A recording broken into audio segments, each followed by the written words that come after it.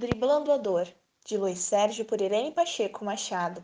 Fique agora com o capítulo 23, Caridade, Jesus em Ação. Ao atingirmos a rua, ouvimos um grito de socorro.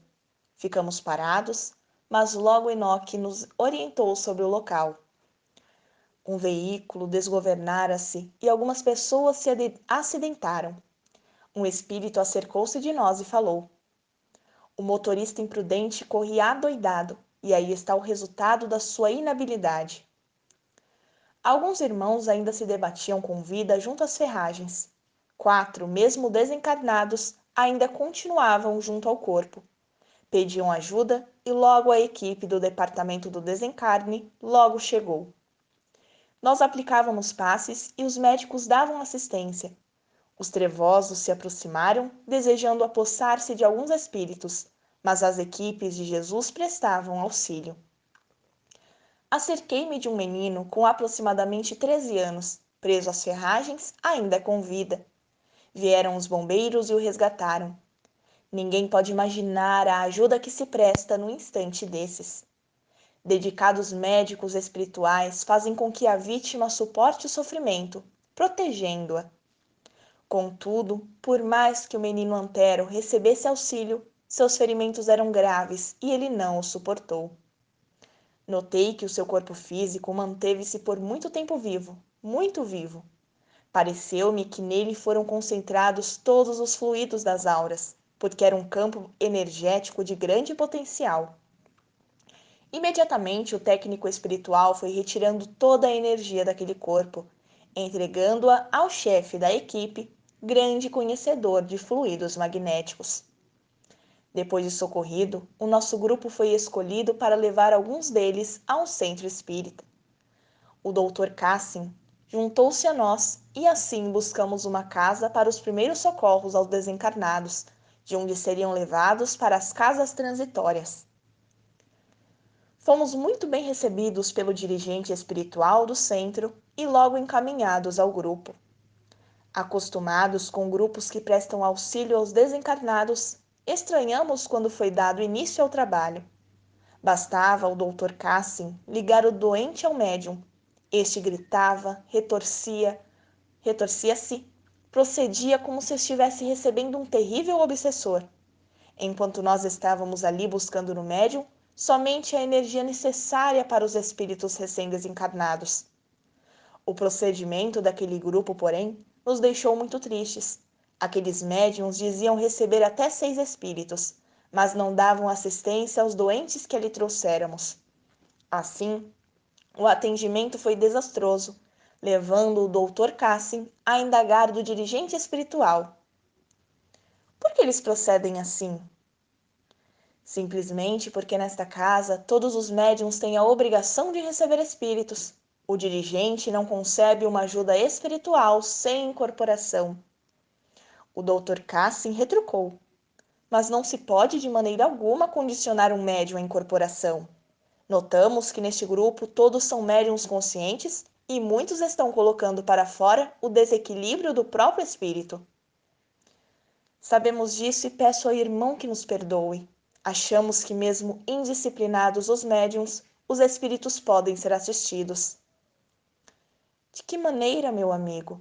Todas as vezes que tentamos colocar o doente junto ao médium, este grita e se retorce, assustando o doente, que não esqueçamos é um recém-desencarnado, portanto, amedrontado com a morte. Nós não sabíamos o que fazer, quando vimos Enoque falar algo com o Dr. Cassim e este se despedir do mentor espiritual daquele grupo sem conhecimentos doutrinários. Quando saímos daquela sala, respirei fundo e senti pena de certos médiuns que servem de trampolim para alguns espíritos vaidosos que se agregam aos centros espíritas e brincam com a ingenuidade do próximo. E assim buscamos outro centro espírita, onde chegamos a um grupo muito conhecido nosso. Em todos os meus livros, foi nesse grupo que sempre encontramos médiuns humildes e dirigente com conhecimentos doutrinários baseados na obra kardeciana. Quando lá chegamos, desejei abraçar cada médium pelo muito que eles auxiliam os socorristas.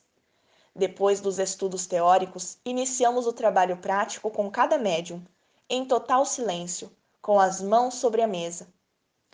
Foram feitas as ligações dos aparelhos e cada irmão, trabalhador humilde de Jesus, representou ali uma usina energética, dando àqueles doentes uma nova vida. O silêncio era total, ninguém se mexia. O dirigente, passando por trás de cada médium, pedia uma pequena prece. Enquanto isso, os enfermeiros de Jesus prestavam os primeiros socorros ao grupo de desencarnados. O garoto foi tratado com tanta ternura por uma irmã que, mesmo não possuindo vidência, sentia que estava sendo útil, pois trabalhava com disciplina e amor. Presenciamos as vibrações influírem sobre os médiuns, da mesma forma que os médiuns influíam sobre a corrente. A corrente magnética exercia poder sobre o médium, aumentando a força magnética da mediunidade. Se na mesa mediúnica todos estivessem convictos da força que possuem, aumentaria a corrente magnética da mesa e espíritos e encarnados seriam beneficiados. Porém, para esses trabalhos, não pode a mesa ter um único elemento disperso, alheio à tarefa. E tomo a falar daqui, que os diretores de uma casa espírita criem grupos somente com médios que, como dizem, nada recebem. Eles são respeitadíssimos pelas equipes de socorro. Não esqueçamos que num grupo bem dirigido, os médiuns são verdadeiros condensadores, que formam o campo eletromagnético. Imaginem vários médiuns reunidos. Formam um gerador de real potência. E louvável médium que possui energia suficiente para formar uma corrente poderosíssima que lhe dá condição de captar os pensamentos dos espíritos. Mas a maioria dos médiuns não possui essa carga energética nos seus corpos. Mas precisamos elucidar os dirigentes de grupos e os médiuns que, mesmo sem incorporar, pode um espírito aproximar-se dele e receber as energias de que necessita. Não é porque não se manifestou que ali não esteve. Esses grupos, chamados pela espiritualidade maior de a mediunidade do futuro, são respeitados por todos os trabalhadores do Senhor. Sentimos não os ter ainda descoberto o meio espírita, quando são por demais necessários nesta época, onde os desencarnes são tão violentos. O grupo, em total silêncio, ouviu a prece do Dr. Cassim, transmitida pelo dirigente encarnado. Os doentes foram levados para o pronto-socorro da casa espírita para serem transportados mais tarde para as casas transitórias. Íamos saindo quando Paulo, um dos trabalhadores da casa, nos comunicou: Luiz Sérgio, sabe que este grupo vai acabar? A diretoria não aceita um grupo que não incorpora espíritos. O que, Paulo? Você está brincando?